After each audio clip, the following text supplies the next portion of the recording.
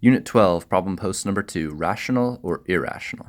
Be sure to fill out your pre-score, number 1 through 5, assessing your ability to determine if an expression is rational or irrational, and explain why, before watching the video. This video's guest of honor will be a kobold with a spear.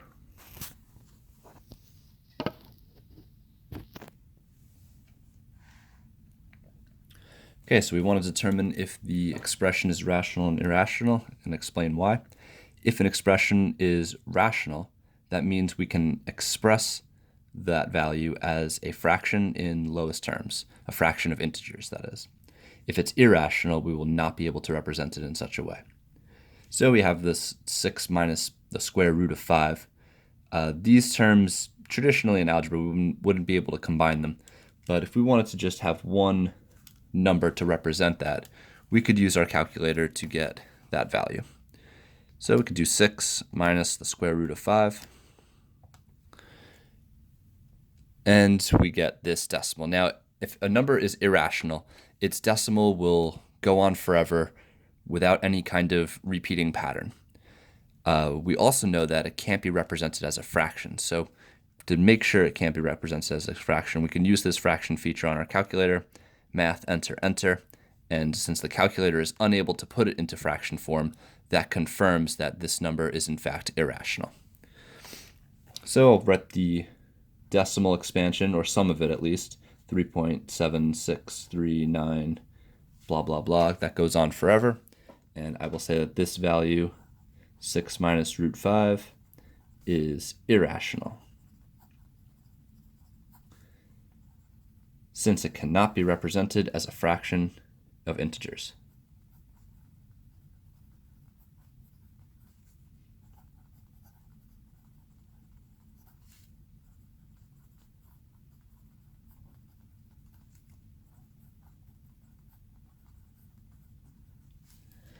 Okay, looking on at number 2, we have the square root of 9 plus 3 over 4. The square root of 9 is actually an integer. It's 3 because 9 is a perfect square. The square root of 9 is 3. So I have 3 plus 3/4. And if I want to add fractions, I need common denominators. So I can express this 3/4 as 12/4 because 12 divided by 4 is 3. Now I have common denominators. If I added, I would get 15 over 4. And 15 over 4 is a fraction of integers, so this is rational. Could also do that that combining work with my calculator. If I did the square root of 9 and I added that to 3 over 4, I would get the 15 over 4ths. I see that's a fraction, so that is a rational number. So I'll say rational. Root 9 plus 3 over 4 equals 15 over 4, which is a fraction of integers.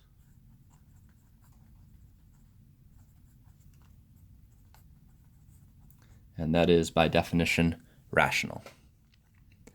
Okay, looking at number 3. We have some more radicals here. We can't combine them in the traditional sense of combining like terms because they're different numbers.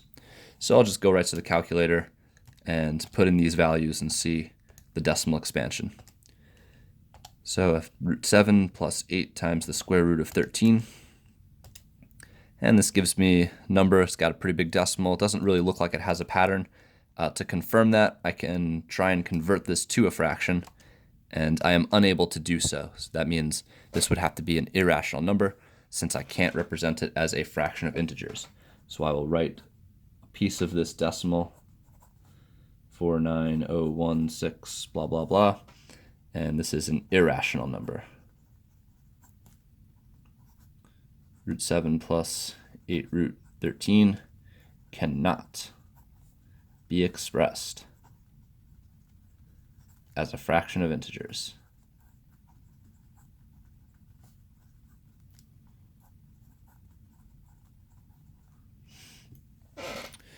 Okay, number 4, we have two fractions of integers being multiplied together. When we multiply fractions, we just multiply across the top and multiply across the bottom. So it should be very intuitive that the result of this should be rational. If I have two integers being multiplied, that's going to give me an integer for my numerator. and two integers will give me an integer for my denominator. So the result is going to be rational. To get that exact value, we can use our fraction feature on the calculator.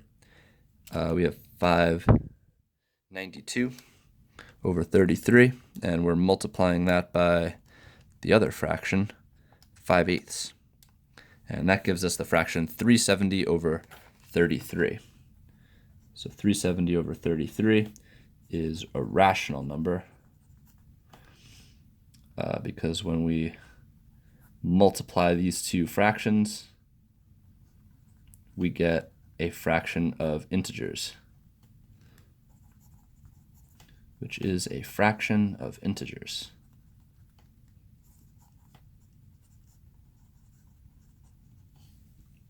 All right, so there we have it. Every time we can convert it to a fraction, it would be a rational number. If we're unable to do so, it's an irrational number. So let's take a look at some more examples.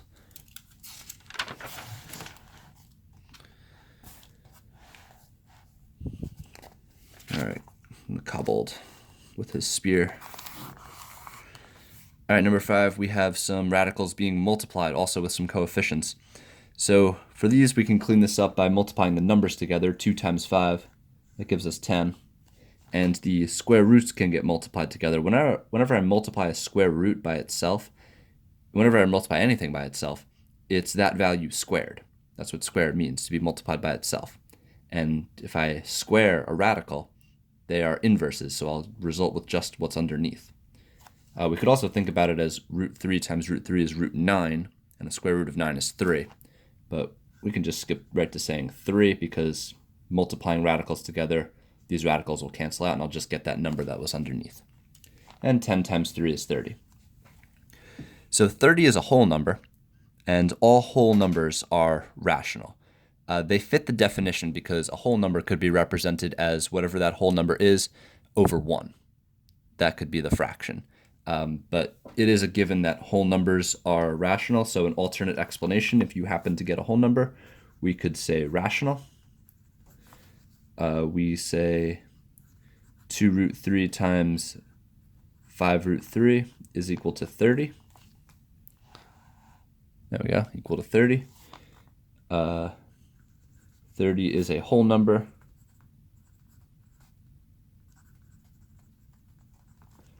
And all whole numbers are rational.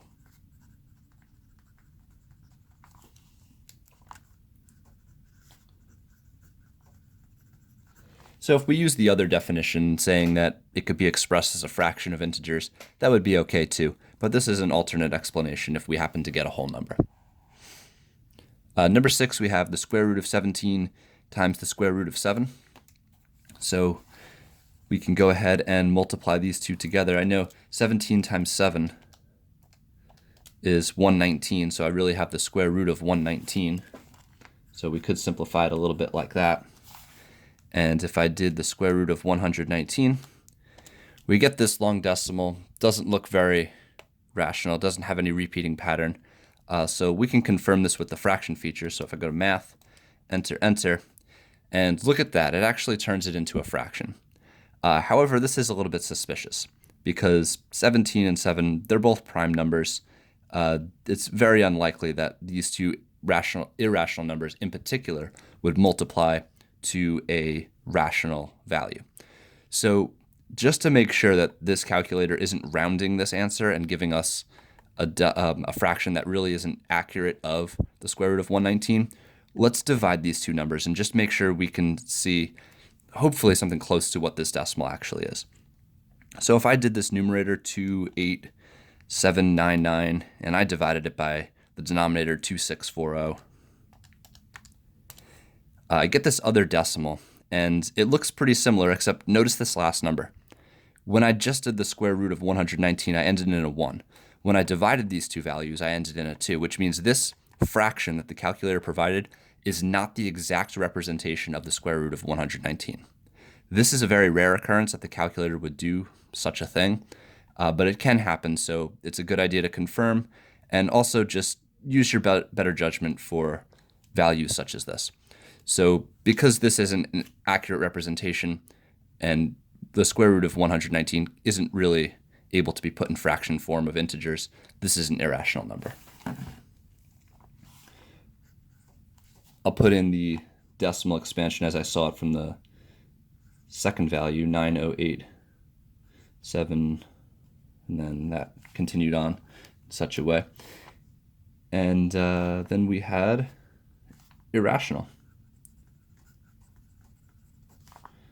Root 17 times root 7 cannot actually be expressed as a fraction of integers.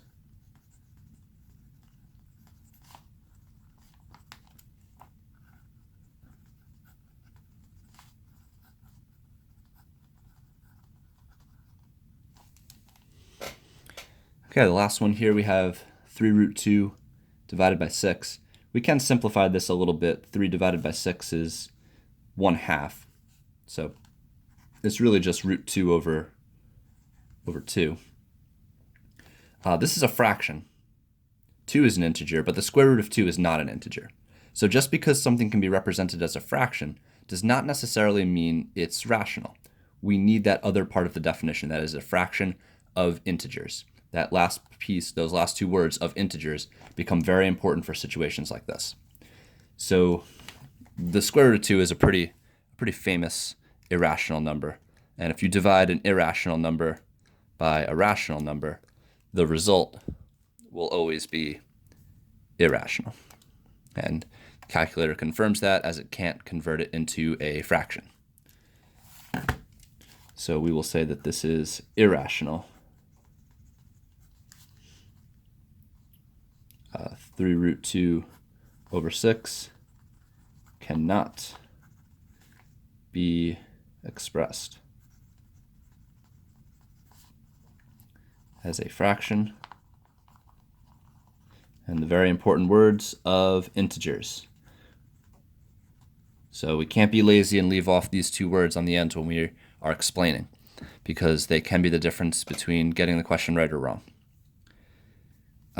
Which actually brings up another point. If at any time you see a standardized test and they actually use the words explain why or just explain, that always indicates that you need to actually write out words.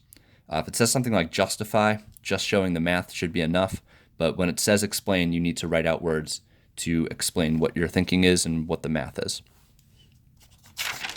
All right, so be sure to fill out a post score, number 1 through 5, assessing your ability to determine if an expression is rational or irrational, and explain why after watching the video.